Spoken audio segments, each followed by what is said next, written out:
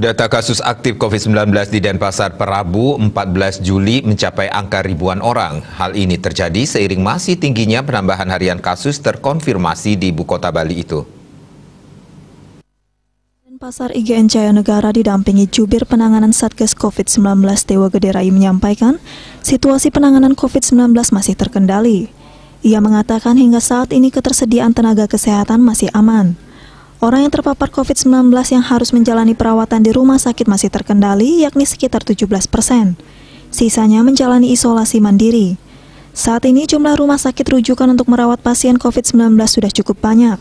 Beberapa rumah sakit besar juga ada di Denpasar sehingga mampu mengatasi sebaran pasien COVID-19 dan tidak menumpuk di RS Wangayel.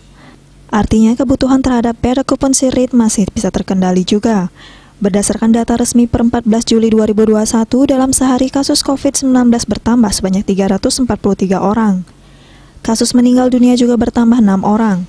Meski demikian, kasus sembuh mengalami penambahan sebanyak 122 orang. Berdasarkan data secara kumulatif, kasus positif tercatat 18.429 kasus. Angka kesembuhan mencapai 16.014 orang atau 86,90%. Meninggal dunia sebanyak 388 orang atau 2,10%. Dan kasus aktif yang masih dalam perawatan sebanyak 2.027 orang atau 11%. Asmara Putra, Bali Pos melaporkan.